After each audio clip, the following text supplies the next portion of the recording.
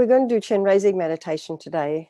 And I just thought this image of Avalokiteshvara or Chenrezig, so many of you have done Nunes with Mary Colony, right? I think. And so you're used to seeing Chenrezig in this form, and it's such a beautiful image. So I thought we would use that one today, but I'll modify the meditation just very slightly in order to take into account that. Okay, so let us settle into our meditation posture.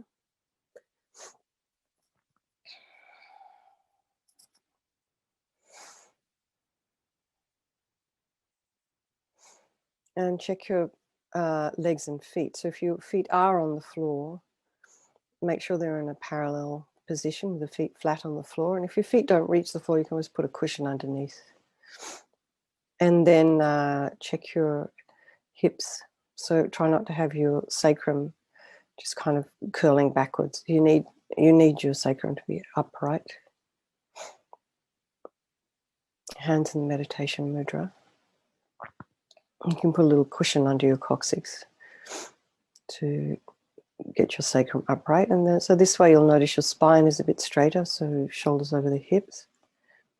And then just imagine you have a string of pearls of light going from your coccyx all the way up through your body, all the way through the crown of your head. And you can imagine there's somebody standing at the above you or behind you, very gently lengthening this your spine, just very gently pulling on that cord, that light cord.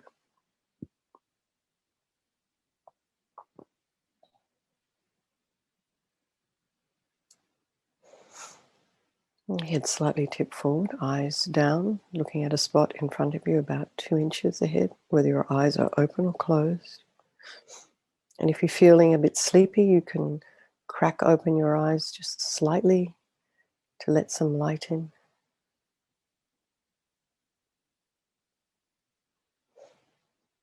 Tip of the tongue on the roof of the mouth and just relax the jaw. So let's just go to the crown of the head and relax the top of the scalp. And immediately you'll notice your face is relaxing. So relax your forehead. And we'll go to the back of the eyes and relax all those muscles in the back of the eye socket, and cheeks, and temples. And relax your nose, your mouth, and the jaw. Tip of the tongue on the roof of the mouth. And relax your ears. And the back of the head, the scalp there.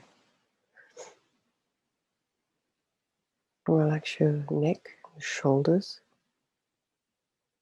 your chest, your belly, your arms, hands, fingers, legs, your feet and toes. And bring the mind to the breath. Just breathing in and breathing out. Just notice the sensation of air as it flows in through the nostrils, slightly cooler and slightly warmer air as you're breathing out.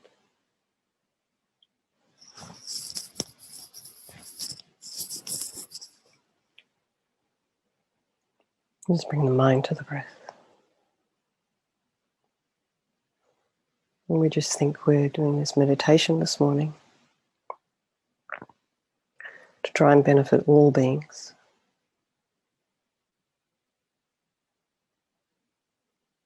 Reminding ourselves of what we're actually capable of, what our potential is, so we can be of benefit to others.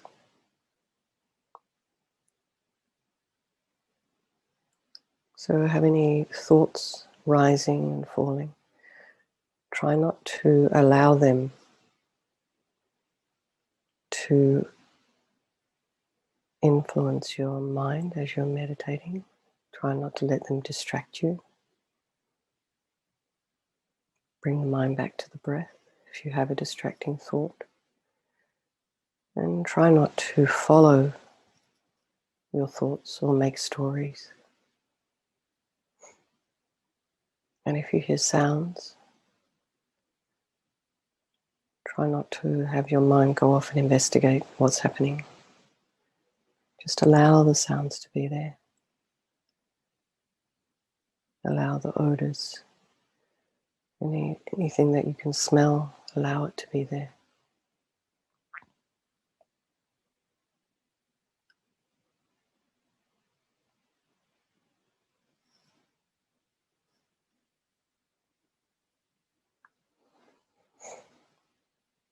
So now imagine all the space around you is filled with beings. Some are sitting, some are standing. And they're extending beyond the horizon.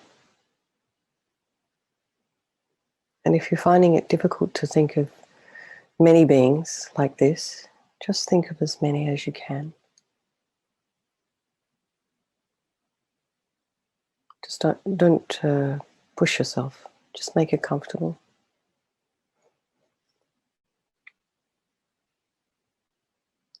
So your loved ones, and these can be parents or sisters or close friends, family,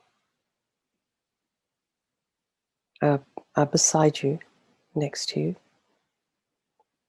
And your friends behind you as your support. And the people that you don't get along with, the people who've harmed you, sitting in front of you, eye to eye. And then all the others all around, all the strangers. So we're just for a moment contemplating the suffering of these people and these beings. So first of all, think of the suffering of your loved ones, your parents. Some of us, our parents have passed. We have other relatives who are alive. And other people you're very, very close to. It could be a spouse or a child, cousin, very dear friend.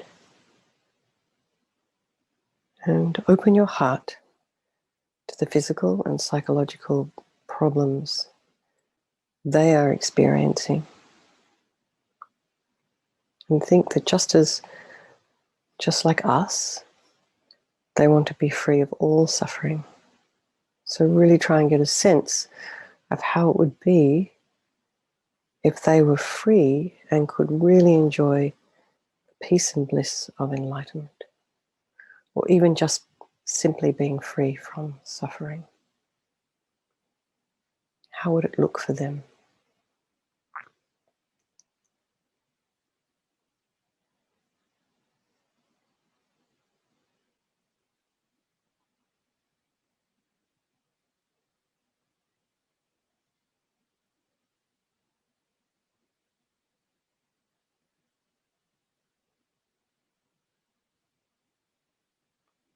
Now think of the people who've harmed you, the people you don't like very much.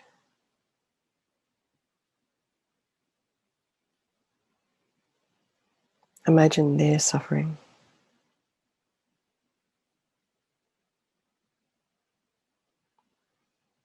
And particularly for people who are sort of angry and we tend to shy away from, imagine how it is to be inside that mind that harms others,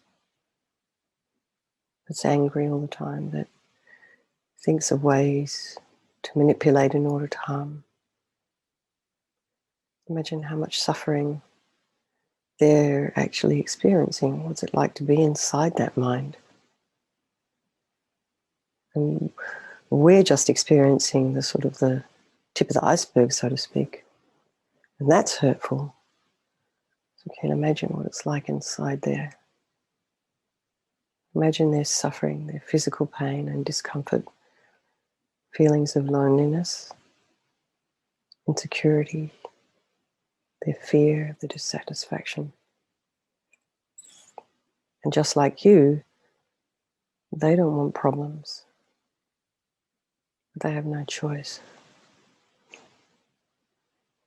As long as the mind is confused and ignorant of the way things really are, it's never going to find peace. So let's try and open our hearts to these people for whom normally we shy away from, or avoid, or feel irritation or anger, or maybe want revenge. Try and have different feelings towards them, just as an experiment to see how it does affect the mind.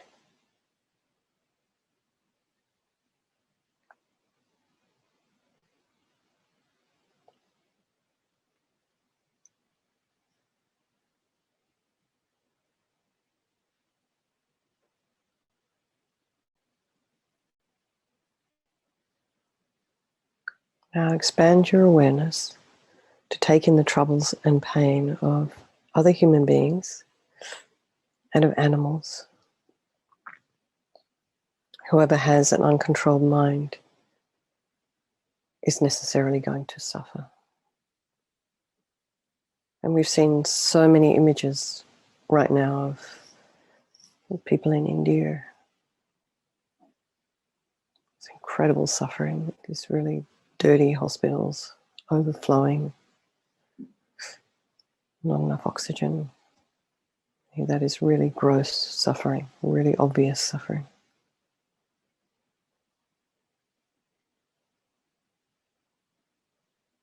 And try not to be overwhelmed, of course.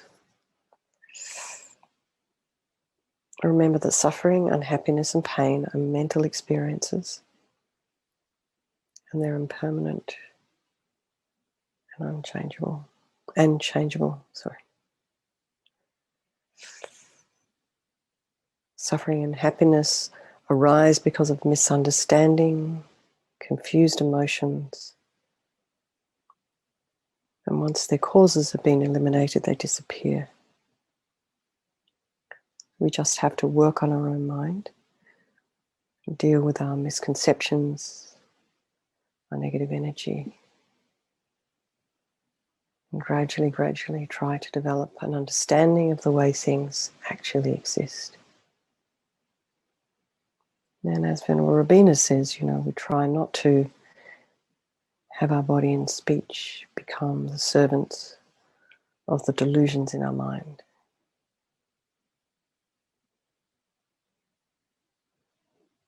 So try and get a strong sense, an aspiration that we can free our minds so we can help others to be free of their suffering. So now visualize above your head, facing the same way as you, Avalokiteshvara, the manifestation of pure, unobstructed compassion. So even though we have this fairly extensive 1,000-arm Chenrezig in front of us, I'll just do a very simple visualization. So his body is of white light, it's transparent and radiant. So you could just imagine these 1,000 arms just wishing to reach out and help sentient beings. Standing there above the crown of your head, unbelievably compassionate, has absolutely no judgment for you whatsoever. It's this beautiful face. He's wearing these robes, silken robes in the royal Indian style. His face is peaceful and smiling. So really try and get a sense of this Avalokiteshvara.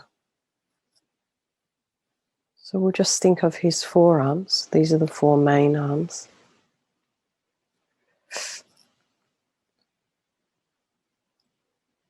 His first 2 hands are together at his heart in the prayer, holding a jewel. This jewel fulfills all wishes. You can imagine this jewel is like radiating light. His 2 arms are raised to the level of his shoulders.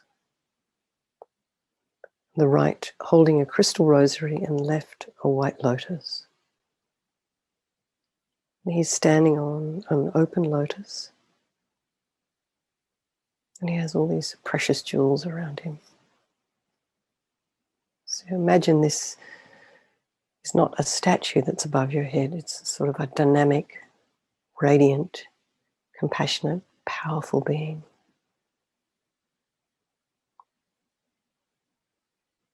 So make a prayer from our heart to overcome our misconceptions and our negative energy, and to try and develop pure love and compassion for all beings, and try and really get a sense of connecting with your own true nature, your own highest potential. So now imagine, in response to your request, Avalokiteshvara very compassionately, very lovingly sends streams of white light, filling every cell and atom of your body, your organs, your blood, your heart. You're purifying all your negativities and problems, all your past harmful actions, all your harmful thoughts, your potential to give harm in the future, because none of us really want to do that, but sometimes karma is very strong and we just do. And this light completely fills you with this limitless love and compassion. And your body feels light and blissful, your mind peaceful and clear.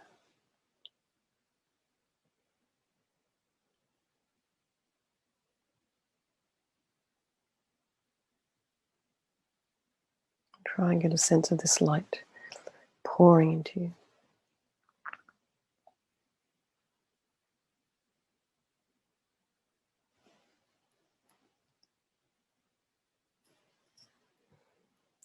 So now we've got the visualization. We'll just recite some of Avalokiteshvara's mantra a few times. Om Mani Padme Hum. Om Mani Padme Hum. Om Mani Padme Hum. Om Mani Padme Hum. Om Mani Padme Hum. Om Mani Padme Hum. Om Mani Padme Hum. Om Mani Padme Hum. Om Mani Padme Hum. Just feel completely blessed. And now, light from Avalokiteshvara radiates out to every living being, purifying their negative energy and filling them with bliss. So we'll recite the mantra again as we're visualizing this light pouring out to all other living beings. You can imagine your friends, your parents, your children, your sisters, brothers, your loved ones, partners, and the people you don't like, the people who've harmed you, and all the strangers, all the people in India, all the Kopan monks and nuns, precious Geshe. Just imagine everybody healing, being free from their suffering as we recite the mantra. Om Mani Padme Hum. Om Mani Padme Hum. Om Mani Padme Hum. Om Mani Padme Hum. Om Mani Padme Hum. Om Mani Padme Hum. Om Mani Padme Hum. Om Mani Padme Hum. Om Mani Padme Hum. Om Mani Padme Hum. Om Mani Padme Hum. Om Mani Padme Hum. Now visualize Avalokiteshvara above the crown of your head, dissolving into white light.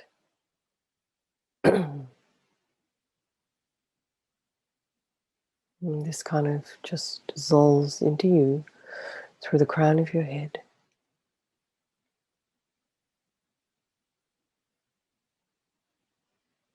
And when it reaches your heart center, you can imagine your mind is merging with Avalokiteshvara's mind, this peaceful, compassionate, loving, all embracing, wise, good, enlightened energy merging with your mind. And if you have a guru, a lama, a teacher, trusted mentor, imagine your mind, Avalokiteshvara's mind, the lama's mind, are one with you.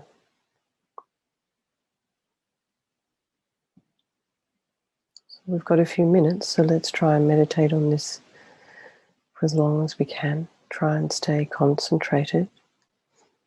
And whenever your usual sense of I starts to arise, that the I that is bored or restless, distracted or hungry,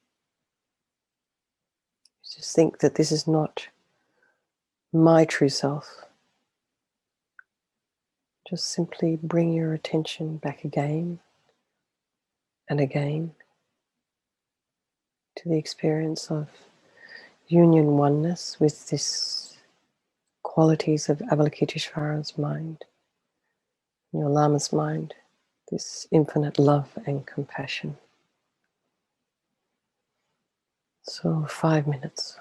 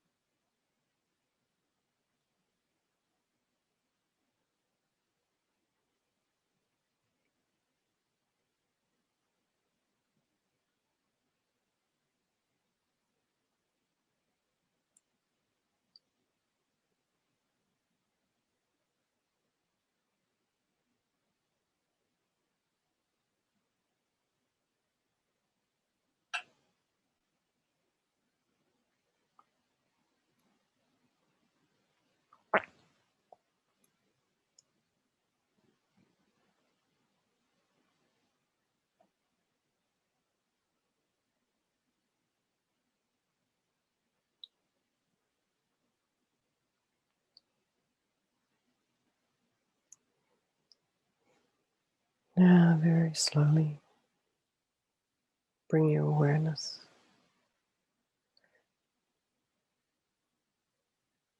back. Feel your body sitting there on the cushion or the chair.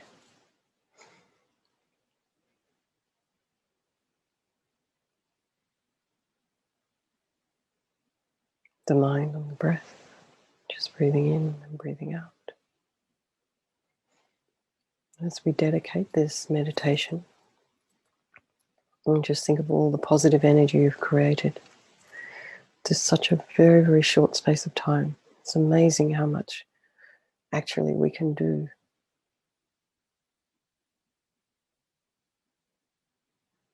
So much of, I don't know about you all, but my life, I waste a lot of time. So I'm always kind of amazed at how much you can actually do in 30 minutes if you try. So rejoice. Just think how amazing. Look what I just did. Fantastic. And then you can dedicate.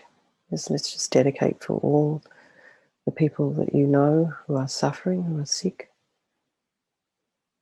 Especially we dedicate for Geshe-la to get well, back to his normal self very, very soon. And for all the other monks and nuns at Kopan who have been ill. It does seem that everything's getting back on track now, but still send your thoughts and prayers to them, all the people in India and Nepal. Anyone you know who's suffering, who's unwell, people who have passed recently. Dedicate for your friends, your loved ones, people who are not suffering. And for yourself, for your own eventual enlightenment. Okay, just relax. 1 minute over. Okay. Thank you so much, everyone.